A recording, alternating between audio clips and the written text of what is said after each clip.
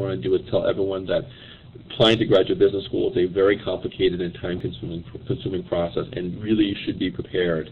I know that sort of people applying in the second round this year, particularly the schools in North America, that is usually between the middle and the end of January, so it's coming up very, very quickly. That does not leave you a whole lot of time. The third round for most of these schools is sometime in mid-March. That gives you a little bit more time, but I really want to emphasize, if at all possible, you get your applications in for the second round. But never at the expense of really rushed work. Rushed work usually results in substandard applications. You never want to apply to graduate business school, particularly in this environment with substandard applications. Let's really first talk about the first thing, which is sort of like the essays, and this is the things that most people really sort of like dread and fear. Each school has really their own unique set of essays, as we just spoke. They really range between 2 and 7 essays, ranging in size between 250 and 1,500 words each. So if you want to think about it, that's a lot of writing you have to do. It's a lot of original writing that you have to do, because once again, overlap is at a minimum. The biggest problem that people have when they write their essays, they really don't answer the question that's being asked. They write the question that they think they want to answer, or content that they want to get across. It's really critical that you answer the question that's being answered and you answered it correctly. This is really actually one of the few places where you come to life. A lot of application processing is very, very analytical. Your GMAT scores are analytical. Your grades are very analytical. But this is one of the few places you come to life. You're able to share your goals, your experiences, your lessons learned in life, your major accomplishments, your major failures, your life philosophies. And these are, and most importantly, your career goals and your reasons for wanting to get a graduate business degree. These are really, really critical. Well, let's go back to the emphasis before that. Make sure you're answering the question you're being asked and giving them the content they want. There are a few things that people do in terms of writing essays that are basically no-nos. And the first thing is that people do is they really focus on sort of giving too much background detail.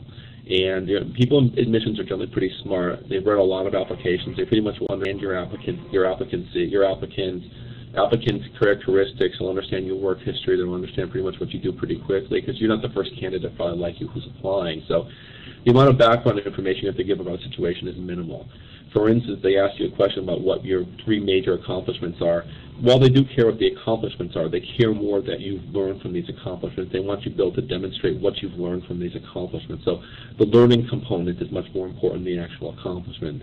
Likewise, if it's a failure, they really don't care all that much what the failure is. Of course, they want to know what the failure is, but they care more that you use this negative learning experience. They want to see what you've learned from this negative learning experience, and then really how you've applied that in subsequent academic and professional endeavors. And so, it's a question of not necessarily focusing on the negative thing or the failure. It's focusing on the learning and then the application of that knowledge.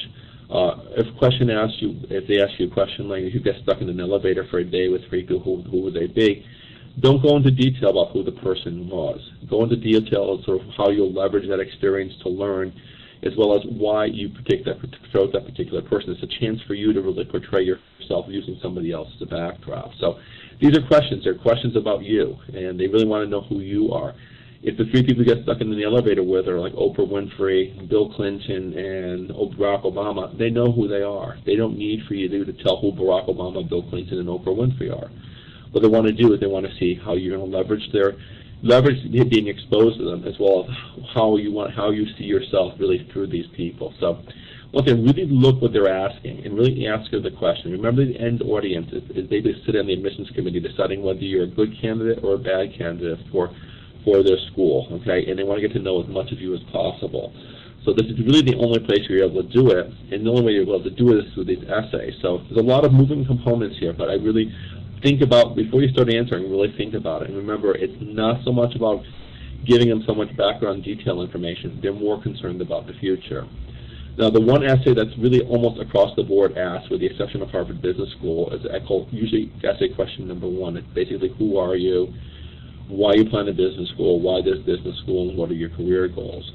Schools ask for this now anywhere between 500 and 1,500 words. Harvard is the exception. They have a 400-word essay that asks about your career vision. This is the most important question of the package. If you don't get this one correct, they really don't read your other essays with all that much intensity. You really have to convince them about your candidacy here. Within this question, the most important part is really defining both your short and long-term career goals. Both your short and long-term career goals have to be innovative, they have to be lofty,